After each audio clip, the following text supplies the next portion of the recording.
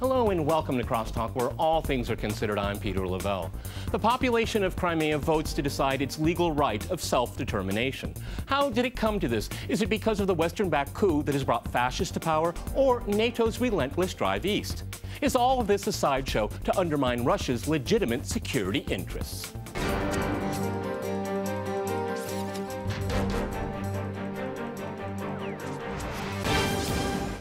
To crosstalk the Crimean vote, I'm joined by my guest, George Galloway in London. He is a politician, writer, a British MP, and host of the program Sputnik on RT. In Washington, we have Michael Hughes. He is a journalist and foreign policy analyst who often writes for the Huffington Post and the Examiner. And in Moscow, we cross to Dmitry Babich. He is a political analyst with Voice of Russia. All right, gentlemen, crosstalk rules. In effect, that means you can jump in anytime you want, and I very much encourage it. George, if I can go to you first in London, what is the significance of this vote? Well, I think the point you made in your introduction is the main one. How did this all come about? It came about because a coup took place in Kiev. The Ukrainian constitution was trashed, president driven from the land, presidency set on fire, policemen killed in significant numbers, fascists on the streets, and their first act was to cancel the Russian language. So naturally, Crimea, which for 2 centuries has been a part of Russia, was given away rather capriciously by Khrushchev in my lifetime without consulting a single person in Crimea. The Crimean people, 97% of whom speak Russian, got rather anxious and began to look to protect their own interests. And for those who say self-determination referendum is illegal under the Ukrainian constitution, there is no Ukrainian constitution. It was destroyed in the coup that the Western countries helped to foment and certainly financed in very significant order. And of course, in Scotland in September, the Scottish people are voting, not the English or the Welsh or the people of the north of Ireland, just the Scottish, on whether or not they should leave the United Kingdom. If it's good enough for them, it's good enough for the people of Crimea. Okay, Dmitry, how would you react to what George had to say there? Because, you know, Washington says it's illegal, it's illegitimate, et cetera, et cetera. I can remember Kosovo, though.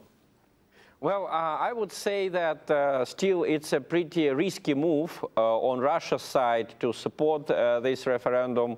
And, you know, most of the political observers here in Moscow were surprised when steps were taken in that direction in the end of February. But if you look at the situation from a Russian perspective, it would look rather naturally. I mean, since 1988, Russia has been making concessions. We gave up our positions in Central Europe. We allowed NATO to expand even into some former Soviet republics in the Baltics. So Ukraine was like the last straw that broke, you know, the back of a camel. Something had to be done to show the West that it cannot indiscriminately and without any risks moving its military machine closer and closer to Russia. I mean, Sevastopol as a NATO base is an absurdity. Anyone knowing history knows that Russia did not give up Sevastopol even in 1855 when the fleets of Great Britain and France were bombarding it for months. So obviously, this is the first time that Russia really took a stand. And I would say that the place is chosen not because of international law or geopolitical considerations. Probably it would be easier to apply pressure on other countries. But in Crimea, indeed, the majority of people want to become citizens of Russia. And the West should ask itself the question, how come that this happened? These people lived in independent Ukraine for 25 years, and still they didn't become in any way closer to Kiev. I think the reason is because they're afraid that the new government in Kiev is actually building an ethnic state. This is something that they cannot accept in Crimea. Michael, in Western media, they just don't like to talk about the composition of this government in Kiev, the fascists, the ultra-nationalists. Explain to me why you think that's the case. Well, I think that's the case because there's a natural bias in the Western media against Putin and Russia. Even, you know, what's concerning, it's not only on the American right. I mean, Fox News, you know, that's predictable. But the American left, publications like the New York Times, are, either they're glossing it over or they're outright criticizing it. They're calling it propaganda, and they're overlooking the facts. And the facts are neo-fascists have and ultranationalists have filled a number of top ministry posts. And what's ironic is the Europeans and the U.S. years ago said these parties did not reflect Western values.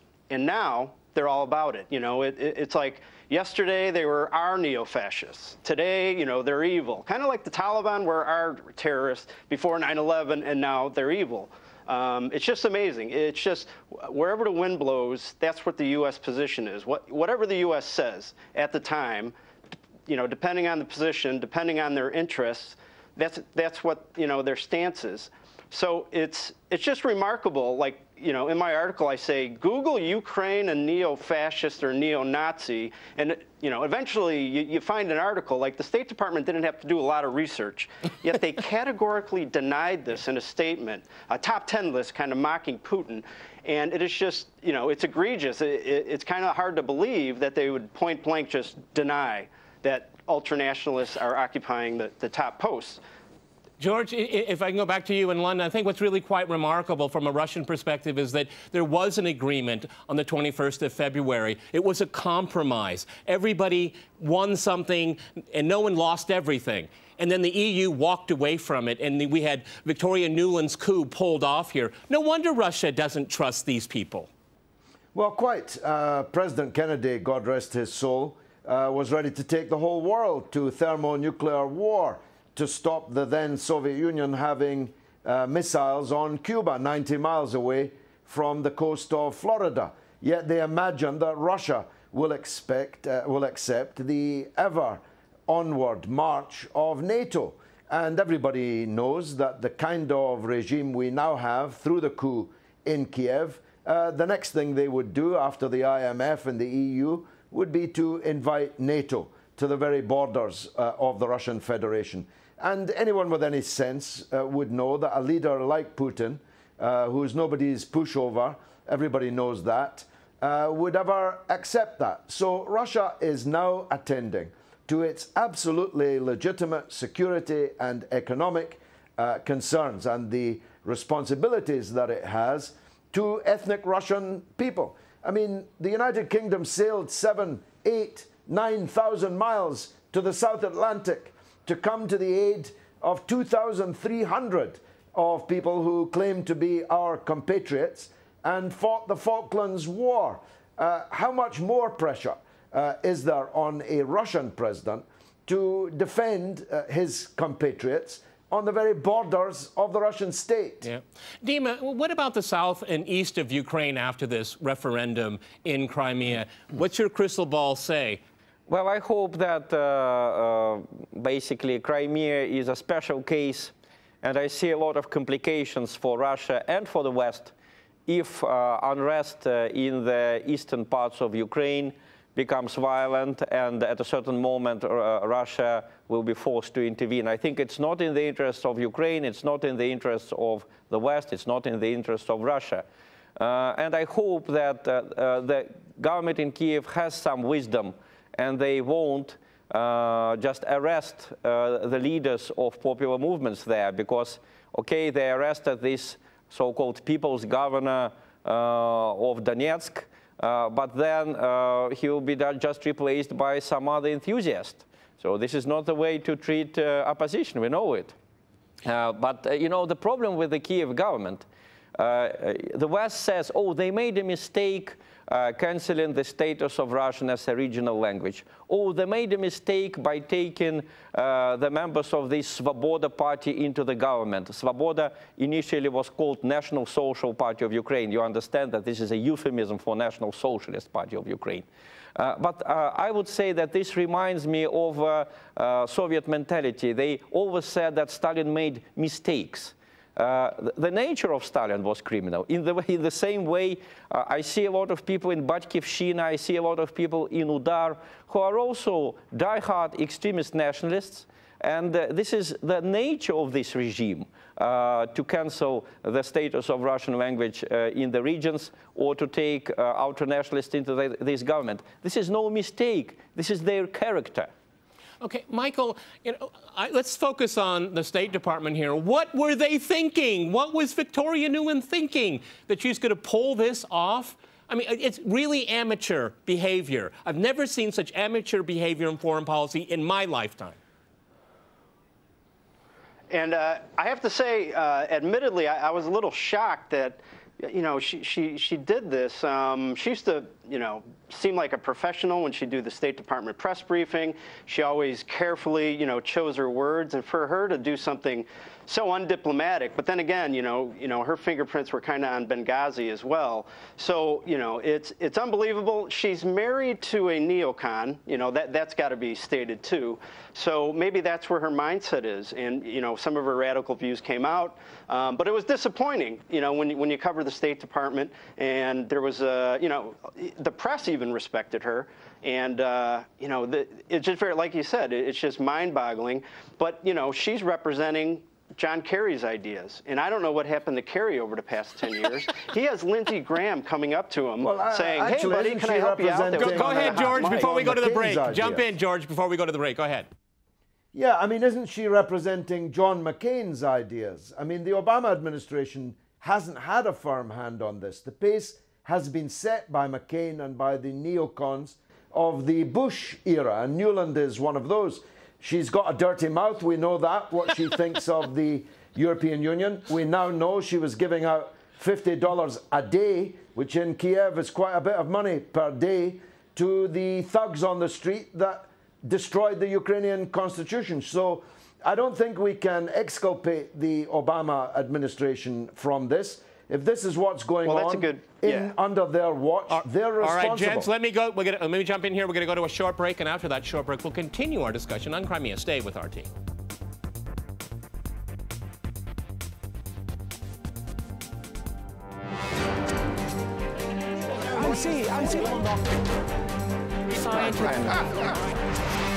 I love it.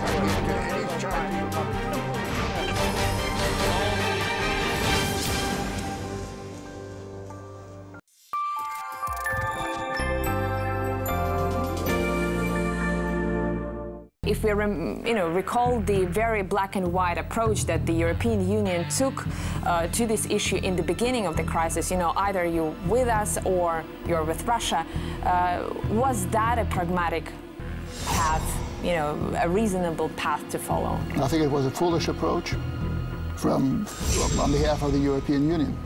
I wrote that the European Union didn't know what it was stepping into.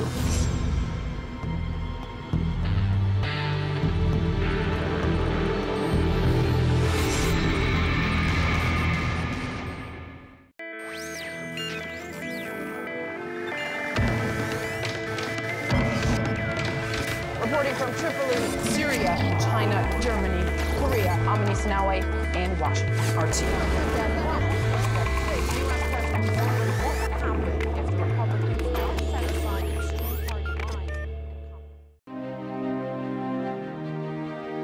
This comes from the heart, I've never even seen him in person. For me, this is the image of a hero. The world's first cosmonaut. Everyone knows his name, but few people ever knew the man. Was Yuri Gagarin's iconic first space flight the product of good fortune or destiny? He constantly failed to land properly. He couldn't see the ground.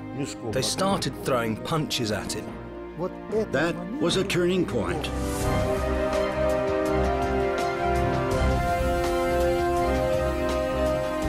Gagarin on RT.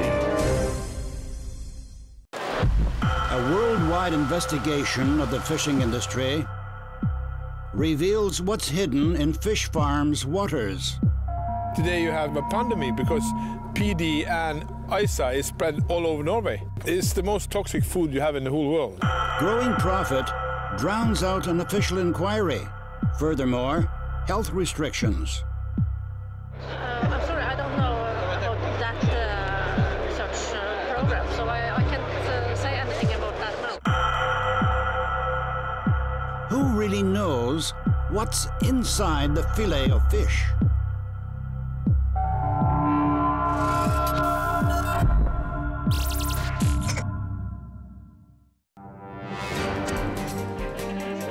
Sì, anzi, Sorry to I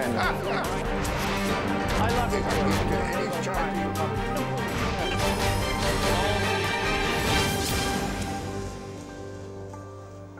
Welcome back to Crosstalk, where all things are considered. I'm Peter Lavelle. To remind you, we're discussing the Crimean vote.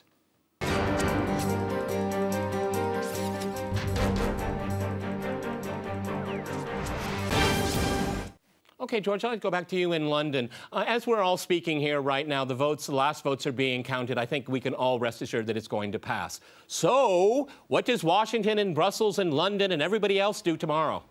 Well, I think they'll have to accept the democratic decision of the people of Crimea.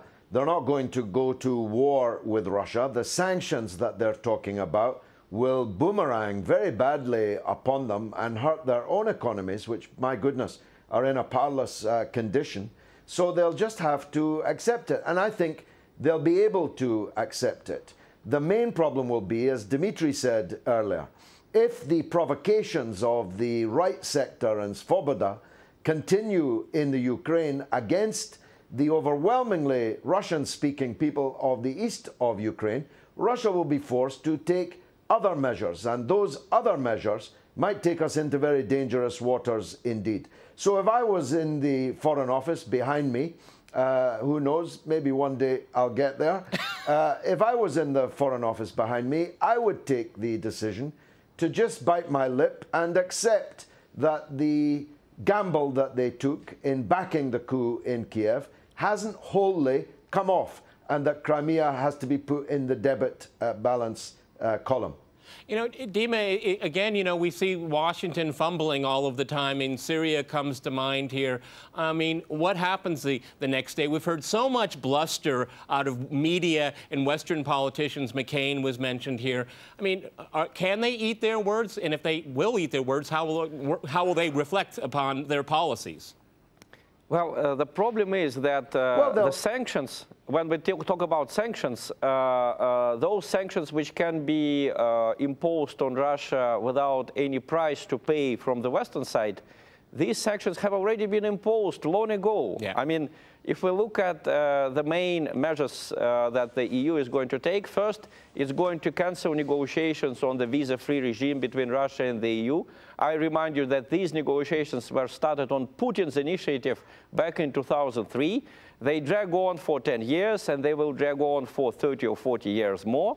There is absolutely no pain for Russia in stopping these negotiations right now. And the second thing that they did is to cancel negotiations on the new partnership and cooperation agreement. Again, I remind you, this agreement was signed in 1994. It expired in 2004. And since then, we could not elaborate the new agreement with the European Union, because this new agreement will have to be ratified by the parliaments in such countries as Poland or Estonia or Latvia. And I don't think they will ratify any agreement except the one saying that Russia is a criminal state and, you know, all the story. So the problem is that by being so confrontational with Russia during the last at least 20 years, the Western powers have limited their capacity to impose sanctions.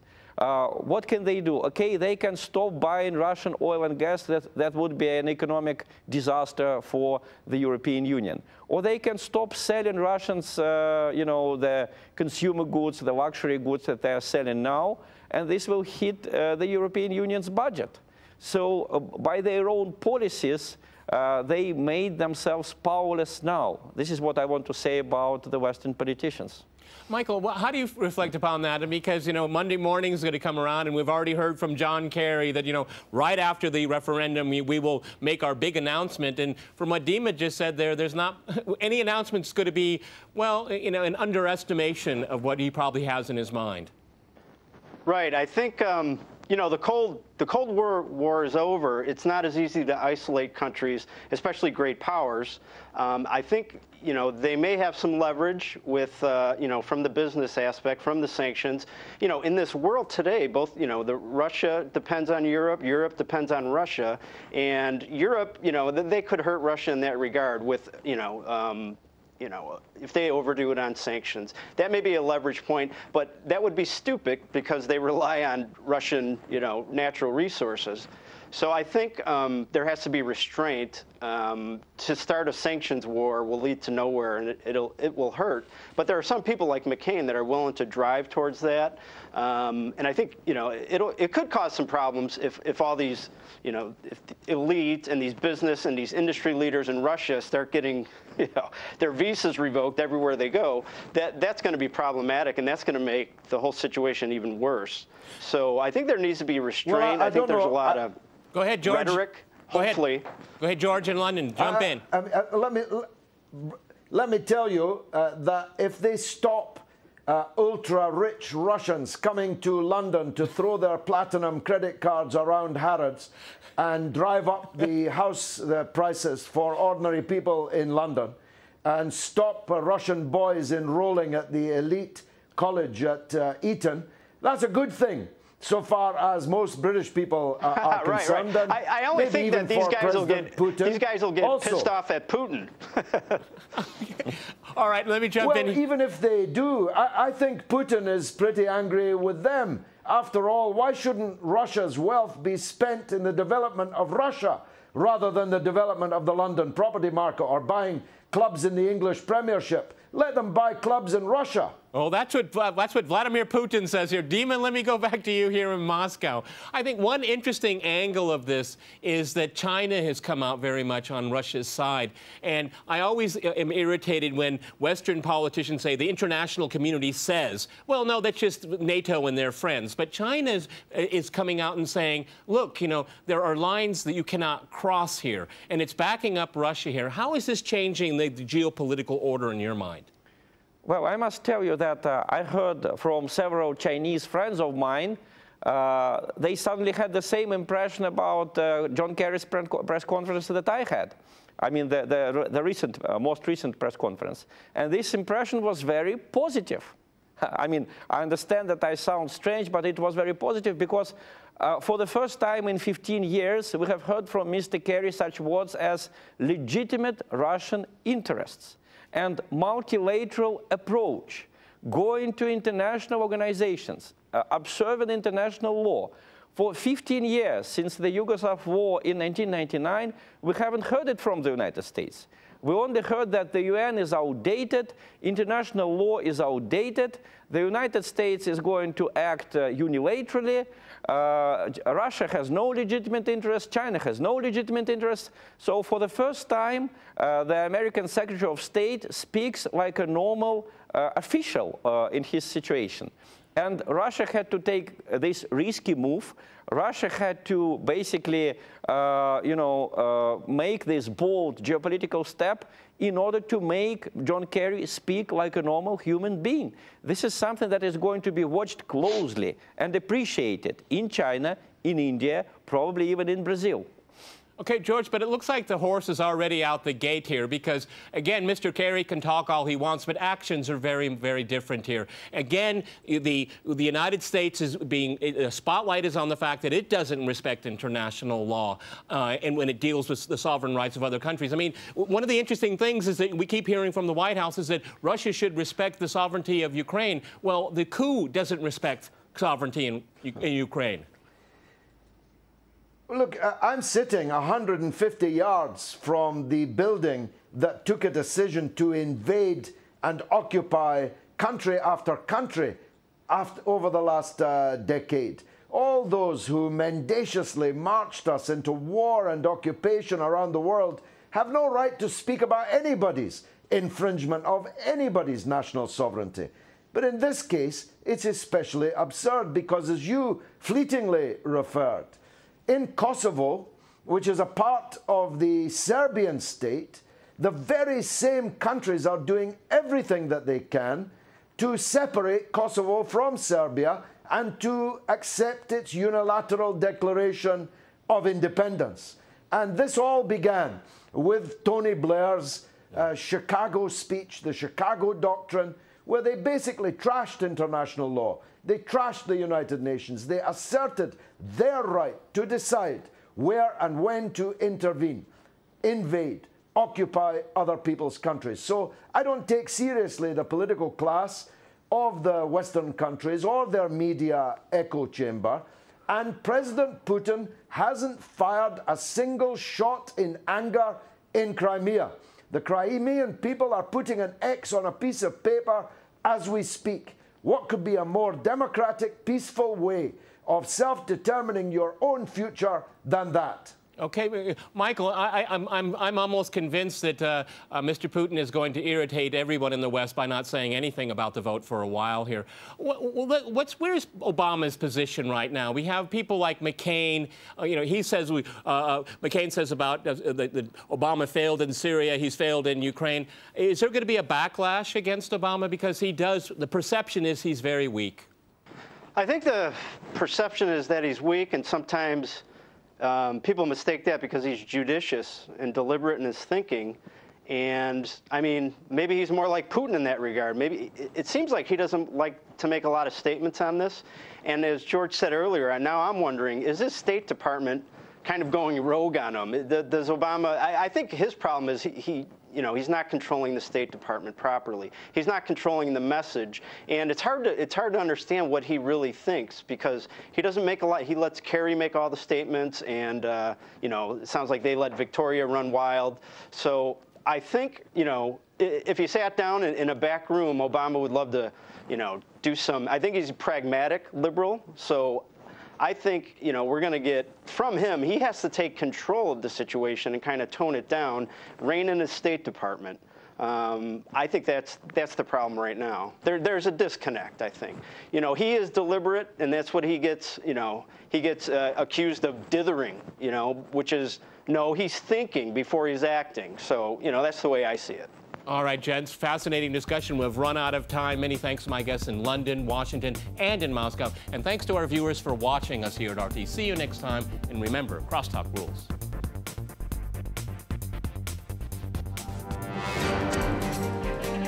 I see. I love it.